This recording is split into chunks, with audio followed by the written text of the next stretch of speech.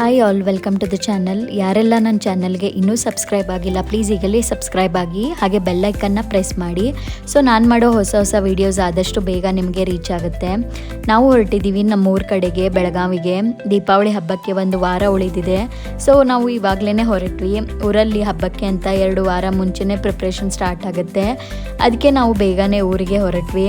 Usually Deepavali ಹಬ್ಬಕ್ಕೆ ಎಲ್ಲರೂ ತಮ್ಮ ಊರಿಗೆ ಹೋಗ್ತಾರೆ. ನಾವು ಬಂದಿರೋ ಟ್ರೈನ್ ಕೂಡ ಫುಲ್ ಇತ್ತು. ಇವನ್ ವೀಕ್ ಡೇಸಲ್ಲೂ ಮಾರ್ನಿಂಗ್ 6:30 ಆಗಿತ್ತು ಬೆಳಗಾವಿಗೆ ರೀಚ್ ಆಗೋಷ್ಟರಲ್ಲಿ. ಬೇಗನೆ ರೀಚ್ ಆದ್ವಿ, ಮನೆಗೆ ಬಂದ್ವಿ. ರಿಧನ್ಯ ತುಂಬ ಹ್ಯಾಪಿಯಾಗಿದ್ಲು. ಅವಳ ಅಜ್ಜಿಯನ್ನು ನೋಡಬೇಕಂತ ತುಂಬ ಎಕ್ಸೈಟಲ್ಲಿದ್ಲು.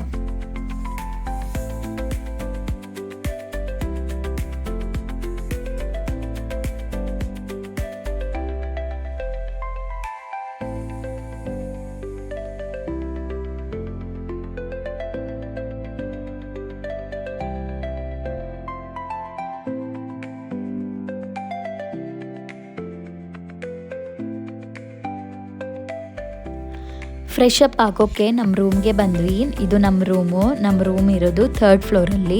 ಇದು ಟೆರೆಸಲ್ಲಿರೋದು. ಇದು ನಮ್ಮ ಪೆಂಟ್ ಹೌಸ್.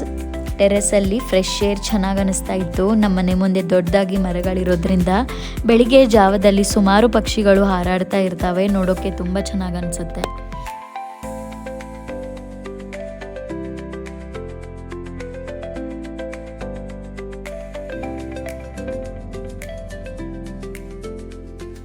ಫ್ರೆಶ್ ಅಪ್ ಆಗಿ ನಮ್ಮತ್ತೆ ಅವರು ಪಡ್ಡು ಮಾಡಿದ್ರು. ಅದನ್ನು ತಿನ್ಕೊಂಡು ನಾನು ನಮ್ಮತ್ತೆ ಅವರ ಅಕ್ಕಾರ ಮನೆಗೆ ಹೊರಟ್ವಿ. ಅಂದರೆ ಚೇತನ್ ಅವ್ರ ದೊಡ್ಡಮ್ಮನ ಮನೆಗೆ. ಇವರ ಮನೆ ನಮ್ಮ ಮನೆ ಪಕ್ಕದ ರೋಡಲ್ಲೇ ಇರೋದು. ಕೆಲವೊಂದಷ್ಟು ತಿಂಡಿ ತಿನಿಸುಗಳನ್ನು ನಮ್ಮ ಮನೆಯಲ್ಲೇ ಮಾಡ್ತೀವಿ, ಬಟ್ ಮೋಸ್ಟ್ ಐಟಮ್ಸ್ ದೊಡ್ಡಮ್ಮನ ಮನೆಯಲ್ಲೇ ಮಾಡೋದು. ದೊಡ್ಡಮ್ಮ ತುಂಬ ಬ್ರಾಡ್ ಮೈಂಡೆಡು. ಇವರ ಮಕ್ಕಳು ಸಹ ತುಂಬ ಒಳ್ಳೆಯವರು. ಇವರಿಗೆ 2 ಸೊಸೆ. ಅವರ ಹೆಸರು ತನುಜ ಅಕ್ಕ ಮತ್ತು ಜ್ಯೋತಿ ಅಕ್ಕ. ಇವರಿಬ್ಬರು ತುಂಬ ಆ್ಯಕ್ಟಿವ್ ಆಗಿರ್ತಾರೆ. ಹೆಲ್ಪಿಂಗ್ ನೇಚರ್ ತುಂಬ ಇದೆ. ಎಷ್ಟೇ ಬ್ಯುಸಿ ಇದ್ದರೂ ಯಾರಾದರೂ ಹೆಲ್ಪ್ ಕೇಳಿದರೆ ಯಾವತ್ತೂ ಇಲ್ಲ ಅನ್ನಲ್ಲ. ಎಲ್ರಿಗೂ ಪಿಲ್ಲರ್ ಇದ್ದ ಹಾಗೆ.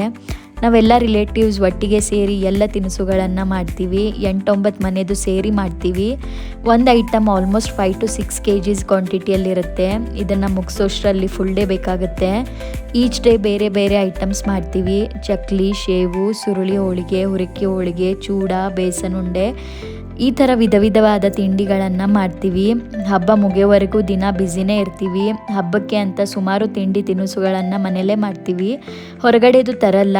ಬಿಕಾಸ್ ನಾವು ಕುಕ್ ಮಾಡಿದಾಗ ನಮ್ಗೆ ಗೊತ್ತಿರುತ್ತೆ ಏನೇನು ಹಾಕ್ತಾ ಇದ್ದೀವಿ, ಎಷ್ಟು ಹಾಕ್ತಾ ಇದ್ದೀವಿ, ಹೊರಗಡೆದು ಎಷ್ಟು ಎಣ್ಣೆ ಹಾಕಿರ್ತಾರೆ, ಯಾವ ಥರ ಎಣ್ಣೆ ಹಾಕಿರ್ತಾರೆ, ಸೋಡಾ ಹಾಕಿರ್ತಾರೆ, ಏನು ಕತೆ ಗೊತ್ತಿರಲ್ಲ. ಮನೇಲೆ ಮಾಡಿದಾಗ ಮಕ್ಕಳು ತಿಂತಾರೆ, ವಯಸ್ಸಾದವರು ತಿಂತಾರೆ. ಸೊ ಆದಷ್ಟು ಟೋಟಲಿ ಹೆಲ್ದಿ ಆಗಿರುತ್ತೆ. ಅದನ್ನು ಎಲ್ಲರೂ ತಿನ್ಬಹುದು. ಸ್ಪೆಷಲಿ ದೊಡ್ಡಮ್ಮ ಮಾಡೋ ಸಿಹಿ ತಿಂಡಿಗಳು ವರ್ಲ್ಡ್ ಫೇಮಸ್ಸು. ಅಷ್ಟು ರುಚಿಯಾಗಿ ಮಾಡ್ತಾರೆ. ತಿಂದವರು ಎಲ್ಲರೂ ಅಪ್ರಿಷಿಯೇಟ್ ಮಾಡ್ತಾರೆ. ಜರ್ನಿ ಮುಗಿಸ್ಕೊಂಡು ಮನೆಗೆ ಬಂದ ತಕ್ಷಣ ನಮ್ಮ ಅತ್ತೆಯವರು ನನಗೆ ನಿದ್ದೆ ಆಗಿರಲ್ಲ, ಇವತ್ತು ರೆಸ್ಟ್ ಮಾಡು, ನಾಳೆಯಿಂದ ನಮ್ಮ ಜೊತೆ ಬಂದು ಹೆಲ್ಪ್ ಮಾಡು ಅಂತ ಹೇಳಿದರು. ಆದರೆ ನನಗೆ ಅಡುಗೆ ಮಾಡೋದಂದರೆ ತುಂಬ ಇಷ್ಟ. ಸ್ಪೆಷಲಿ ಹಬ್ಬದಲ್ಲಿ ಎಲ್ಲರೂ ಒಟ್ಟಿಗೆ ಸೇರಿ ಮಾತಾಡ್ತಾ ಮಾಡ್ತಾ ತುಂಬಾ ಡಿಫ್ರೆಂಟ್ ಫೀಲ್ ಕೊಡುತ್ತೆ. ಈ ಮೂಮೆಂಟ್ಸ್ನ ನಾನು ತುಂಬ ಎಂಜಾಯ್ ಮಾಡ್ತೀನಿ. ಇದನ್ನೆಲ್ಲ ಮಾಡೋಕ್ಕೆ ನನಗೆ ತುಂಬ ಇಷ್ಟ. ಅದಕ್ಕೆ ಊರಿಗೆ ಬಂದಿದ್ದ ದಿನಾನೇ ನಾನು ಹೋದೆ. ನಾನು ನಮ್ಮ ಅತ್ತೆಯವರು ಬೆಳಗ್ಗೆ ಮನೆ ಕೆಲಸ ಮುಗಿಸ್ಕೊಂಡು ದೊಡ್ಡಮ್ಮ ಅವ್ರ ಮನೆಗೆ ಹೋಗ್ತಿದ್ವಿ. ಆಲ್ಮೋಸ್ಟ್ 1 ವೀಕ್ ನಮ್ಮ ಡೈಲಿ ರೂಟೀನ್ ಇದೇ ಥರ ಇತ್ತು. ಫುಲ್ ಡೇ ಬ್ಯುಸಿ, ಸ್ವಲ್ಪ ರೆಸ್ಟ್ ಮಾಡ್ತಿರ್ಲಿಲ್ಲ. ರೆಸ್ಟ್ ಅಂದರೆ ನೈಟ್ ಮಲಗೋವಾಗ ಮಾತ್ರ. ಹಬ್ಬ ಅಂದ್ರೇ ಹಾಗಲ್ವಾ, ನಾನೊಬ್ಬಳೇ ಅಲ್ಲ, ಎಲ್ಲರ ಮನೆಯಲ್ಲೂ ಯಾರೂ ರೆಸ್ಟ್ ಮಾಡದೆ ವಾರ ಮುಂಚೆನೇ ಹಬ್ಬದ ಪ್ರಿಪ್ರೇಷನಲ್ಲಿ ಬ್ಯುಸಿ ಆಗಿಬಿಡ್ತಾರೆ. ವರ್ಷಕ್ಕೆ ಒಂದ್ಸಲ ಬರೋ ಅಂಥ ಹಬ್ಬ. ನಿದ್ದೆ, ರೆಸ್ಟು ಪ್ರತಿದಿನ ಇಡೀ ವರ್ಷ ಮಾಡಬಹುದು. ಬಟ್ ನನಗೇನೋ ಒಂಥರ ಸಂಭ್ರಮ, ಖುಷಿ. ಅನ್ನೆಸೆಸರಿ ಟೈಮ್ ವೇಸ್ಟ್ ಮಾಡದೆ ನಮ್ಮನ್ನು ನಾವು ಬ್ಯುಸಿ ಮಾಡಿಕೊಂಡು ಹಬ್ಬಕ್ಕೆ ಅಂತ ವಿಶೇಷವಾದ ಕೆಲಸಗಳಿರುತ್ತೆ, ಅದನ್ನು ಮಾಡೋದು ಒಂದು ಬೇರೆಯೇ ಫೀಲಿಂಗ್ ಕೊಡುತ್ತೆ. ಇದನ್ನು ನಾವು ನಮ್ಮ ಜವಾಬ್ದಾರಿಯಾಗಿ ಅಂದ್ಕೊಂಡು ಮಾಡಿದಾಗ ಸ್ಟ್ರೆಸ್ ಅನಿಸಲ್ಲ. ಇದರಲ್ಲೂ ಏನೋ ಒಂದು ಖುಷಿ ಕೊಡುತ್ತೆ. ಮನೆ ಹತ್ರನೇ ಮಾರ್ಕೆಟ್ ಇರೋದು. ಇಲ್ಲಿ ಯಾವಾಗಲೂ ತುಂಬಾ ಫ್ರೆಶ್ ನಾಟಿ ತರಕಾರಿಗಳು ಸಿಗುತ್ತೆ. ಮಾರ್ಕೆಟ್ ಮನೆ ಹತ್ರನೇ ಇರೋದ್ರಿಂದ ತರಕಾರಿಗಳನ್ನು ತಂದು ಸ್ಟಾಕ್ ಇಡಲ್ಲ. ಅವತ್ತಿನ ದಿನ ಯಾವುದು ಪಲ್ಯ ಮಾಡೋದಿರುತ್ತೆ ಆ ದಿನವೇ ಫ್ರೆಶ್ ಸೊಪ್ಪು ತರಕಾರಿಗಳನ್ನು ತಂದು ಅಡುಗೆ ಮಾಡ್ತೀವಿ. ಇವಾಗ ನಾನು ನಮ್ಮ ಅತ್ತೆಯವರು ಬೇಸನ್ ಉಂಡೆ ನಮ್ಮ ಮನೆಯಲ್ಲೇ ಮಾಡ್ತಾಯಿದ್ದೀವಿ. ಇದು ಒನ್ ಆಫ್ ಮೈ ಫೇವ್ರೇಟ್ ಉಂಡೆ. ಮುಂಚೆ ನಾನು ತುಂಬಾ ಇಷ್ಟಪಡೋಳು, ಸಿಕ್ಕಾಪಟ್ಟೆ ತಿಂತಿದ್ದೆ. ಇವಾಗ ಆದಷ್ಟು ಸ್ವೀಟ್ಸ್ನ ಅವಾಯ್ಡ್ ಮಾಡ್ತಾ ಇರೋದ್ರಿಂದ ತಿನ್ಬೇಕು ಅನಿಸಿದಾಗ 1 ಬೈಟ್ ಮಾತ್ರ ತಿಂತೀನಿ. ಇದನ್ನು ನಾವು ಯಾವ ರೀತಿ ಮಾಡ್ತೀವಿ ಅಂತ ತೋರಿಸ್ತೀನಿ. ಕಂಪ್ಲೀಟ್ ಅಥೆಂಟಿಕ್ ವೇನೇ ಮಾಡ್ತೀವಿ, ನೋ ಶಾರ್ಟ್ಕಟ್ ನಥಿಂಗ್. ಬಿಕಾಸ್ ಆ ಒಂದು ಅಥೆಂಟಿಕ್ ಟೇಸ್ಟ್ ಮೇಂಟೈನ್ ಮಾಡಬೇಕಂದ್ರೆ ಅದೇ ವೇನೇ ಫಾಲೋ ಮಾಡಿದರೆ ಆ ಒಂದು ಟೇಸ್ಟ್ನ ಮೇಂಟೈನ್ ಮಾಡಬಹುದು. ಲೈಕ್ ಲಾಟ್ಸ್ ಆಫ್ ತುಪ್ಪ, ಶುಗರ್ ಹಾಕಿ ಮಾಡ್ತೀವಿ. ಹೆಲ್ದಿ ವೇಗೆ ಹೋದರೆ ಟೇಸ್ಟ್ ಚೆನ್ನಾಗಿ ಬರಲ್ಲ, ಹಾಗೆ ನಮ್ಮ ಹಿರಿಯರಿಗೆ ಇಷ್ಟನೂ ಆಗಲ್ಲ. ಅದಕ್ಕೆ ಹಬ್ಬದ ಟೈಮಲ್ಲಿ ಸಿಹಿ ತಿಂಡಿಗಳನ್ನು ಸಂಪ್ರದಾಯದ ಪ್ರಕಾರ ಮುಂಚೆ ಯಾವ ರೀತಿ ಮಾಡ್ತಾ ಇದ್ರು ಅದೇ ರೀತಿಯೇ ನಾವು ಮಾಡೋದು. ಬಟ್ ಈ ಥರ ಮಾಡಿದಾಗ ಟೇಸ್ಟ್ ಮಾತ್ರ ಅಲ್ಟಿಮೇಟ್ ಆಗಿರುತ್ತೆ. ಇದಕ್ಕೆ ತುಪ್ಪ ಜಾಸ್ತಿನೇ ಹಾಕಬೇಕು. 2 ಬೌಲ್ ಕಡಲೆ ಹಿಟ್ಟನ್ನು ತೊಗೊಂಡಿದ್ದೀನಿ. ಇದನ್ನು ಚೆನ್ನಾಗಿ ಹಸಿ ವಾಸನೆ ಹೋಗೋವರೆಗೂ ತುಪ್ಪ ಹಾಕಿ ಫ್ರೈ ಮಾಡಬೇಕು. ತುಪ್ಪ ಎಷ್ಟು ಹಾಕಬೇಕಂದ್ರೆ ಹಿಟ್ಟು ಹುರಿದಂಗೆ ತುಪ್ಪ ಕರಗಿ ಮೀಡಿಯಮ್ ತಿಳಿ ಫೋಮಲ್ಲಿ ಬರಬೇಕು. ಆ ಕನ್ಸಿಸ್ಟೆನ್ಸಿ ನೋಡಿಕೊಂಡು ಮಧ್ಯ ಮಧ್ಯದಲ್ಲಿ ತುಪ್ಪ ಹಾಕಿ ಹುರಿಬೇಕು. ಕ್ವಾಂಟಿಟಿ ಜಾಸ್ತಿ ಇದ್ದಾಗ ಹುರಿಯೋಕೆ ಟೈಮ್ ತೊಗೊಳುತ್ತೆ. ಸ್ಟಾರ್ಟಿಂಗಲ್ಲಿ ಸ್ಟೌವ್ನ ಹೈ ಫ್ಲೇಮಲ್ಲಿ ಇಟ್ಟು ಹುರಿಬೇಕು. ಆಮೇಲೆ ಬರ್ತಾ ಬರ್ತಾ ಲೋ ಫ್ಲೇಮ್ ಈ ಥರ ಅಡ್ಜಸ್ಟ್ ಮಾಡ್ತಾ ಹುರಿಬೇಕು. ಹುರಿಯೋದೇ ಮೇನ್ ಇಂಪಾರ್ಟೆಂಟ್ ಆಗಿರುತ್ತೆ. ಬಿಕಾಸ್ ಸರಿಯಾಗಿ ಹುರಿಲಿಲ್ಲ ಅಂದರೆ ಉಂಡೆ ಹಸಿ ವಾಸನೆ ಬರುತ್ತೆ, ಹಾಗೆ ಬೇಗನೆ ಕೆಟ್ಟು ಹೋಗುತ್ತೆ. ಹಿಟ್ಟು ಹುರಿತಾ ಹುರಿತಾ ಕಂದು ಬಣ್ಣಕ್ಕೆ ಬರಬೇಕು, ಹಾಗೆ ಪರಿಮಳ ಬರೋಕ್ಕೆ ಶುರುವಾಗುತ್ತೆ. ಆವಾಗ ಇದು ರೆಡಿ ಅಂತ ಅರ್ಥ. ಹುರಿದಿರೋ ಹಿಟ್ಟು ತಣ್ಣಗಾದ್ಮೇಲೆ ಎಷ್ಟು ಕ್ವಾಂಟಿಟಿ ನಾವು ಹಿಟ್ಟನ್ನು ತೊಗೊಂಡಿರ್ತೀವೋ ಅಷ್ಟೇ ಕ್ವಾಂಟಿಟಿಯಲ್ಲಿ ಸಕ್ಕರೆ ಪುಡಿನ ತೊಗೋಬೇಕು.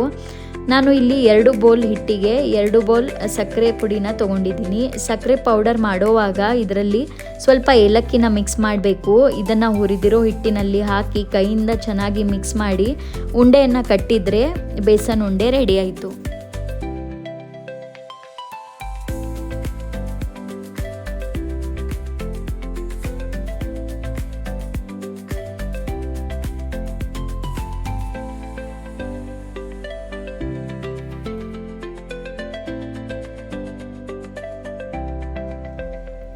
ನೆಕ್ಸ್ಟ್ ರೆಸಿಪಿ ಬಂದುಬಿಟ್ಟು ತಿನ್ನೋ ಖಾರ ಅಂತ. ತುಂಬಾ ರುಚಿಯಾಗಿರುತ್ತೆ. ಇದನ್ನು ಕರ್ಡ್ ರೈಸ್ ಜೊತೆ ಅಥವಾ ಚಪಾತಿ, ಜೋಳದ ರೊಟ್ಟಿ ಜೊತೆ ತಿಂತೀವಿ. ಇದಿದ್ದರೆ ಊಟದ ರುಚಿ ಅಂತೂ ಇನ್ನೂ ಡಬಲ್ ಆಗುತ್ತೆ. ಇದನ್ನು ಹೇಗೆ ಮಾಡೋದಂದರೆ ಕಾದಿರುವ ಬಾಣಲೆಗೆ ಎಳ್ಳು, ಕೊತ್ತಂಬರಿ ಕಾಳು ಬೀಜ ಹಾಗೆ ಜೀರಿಗೆನ ಹಾಕಿ ಚೆನ್ನಾಗಿ ಪರಿಮಳ ಬರೋ ತನಕ ಹುರಿಬೇಕು. ಆಮೇಲೆ ಇದನ್ನು ಮಿಕ್ಸಿ ಜಾರ್ಗೆ ಹಾಕಿ ಪೌಡರ್ ಮಾಡ್ಕೋಬೇಕು.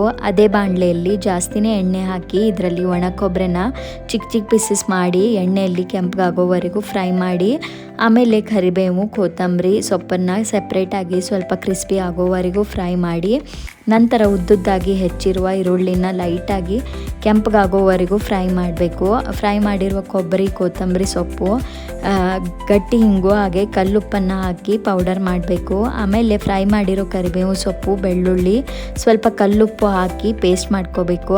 ನಂತರ ಅದೇ ಜಾರಲ್ಲಿ ಫ್ರೈ ಮಾಡಿರೋ ಈರುಳ್ಳಿ, ಕರಿಬೇವು, ಬೆಳ್ಳುಳ್ಳಿ ಪೇಸ್ಟ್ ಹಾಗೆ ಉಪ್ಪನ್ನು ಹಾಕಿ ಪೇಸ್ಟ್ ಮಾಡಿ ಅದರಲ್ಲಿ ಆಲ್ರೆಡಿ ಮಾಡಿಟ್ಕೊಂಡಿರೋ ಜೀರಿಗೆ, ಕೊತ್ತಂಬರಿ ಕಾಳು ಪೌಡರ್ನ ಹಾಕಿ ಪೇಸ್ಟ್ ಮಾಡಬೇಕು. ಫ್ರೈ ಮಾಡಿರೋ ಎಣ್ಣೆಯಲ್ಲಿ ತರಿಯಾಗಿ ಪೌಡರ್ ಮಾಡಿರೋ ಖಾರದ ಪುಡಿನ ಹಾಕಿ ಮಿಕ್ಸ್ ಮಾಡಿದರೆ ರೆಡಿ. ನಿಮ್ಮ ಹತ್ರ ಈ ಥರ ಖಾರದ ಪುಡಿ ಇಲ್ಲ ಅಂದರೆ ಒಣಮೆಣಸಿನ್ಕಾಯನ್ನು ಸ್ವಲ್ಪ ಎಣ್ಣೆಯಲ್ಲಿ ಬಾಡಿಸಿ ತರಿಯಾಗಿ ಪೌಡರ್ ಮಾಡಿ ಹಾಕಬಹುದು. ತುಂಬಾ ರುಚಿಯಾಗಿರುತ್ತೆ. ನೀವು ಒಂದ್ಸತಿ ಟ್ರೈ ಮಾಡಿ ಹೇಗಿದೆ ಅಂತ ಕಾಮೆಂಟ್ ಬಾಕ್ಸಲ್ಲಿ ತಿಳಿಸಿ. ಇದನ್ನು 2-3 ಮಂತ್ಸ್ ಸ್ಟೋರ್ ಮಾಡಿ ಇಡಬಹುದು.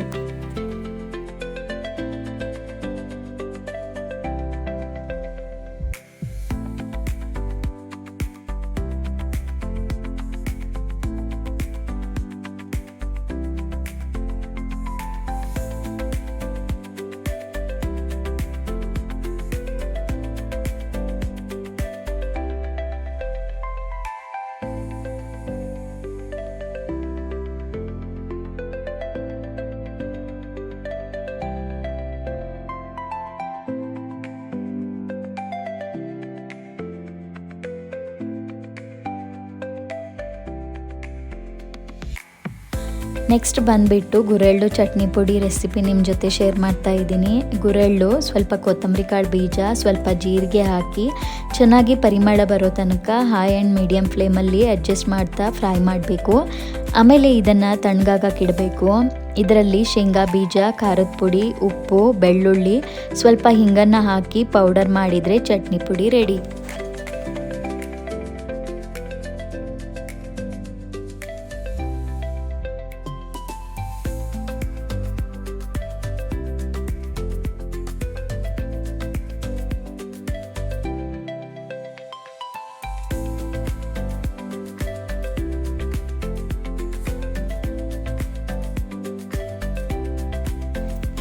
ಸೊ ಇಷ್ಟಿತ್ತು ಇವತ್ತಿನ ಈ ಒಂದು ದೀಪಾವಳಿ ಹಬ್ಬದ ವಿಶೇಷ ತಿಂಡಿಗಳ ಪ್ರಿಪ್ರೇಷನ್ ವಿಡಿಯೋದಲ್ಲಿ.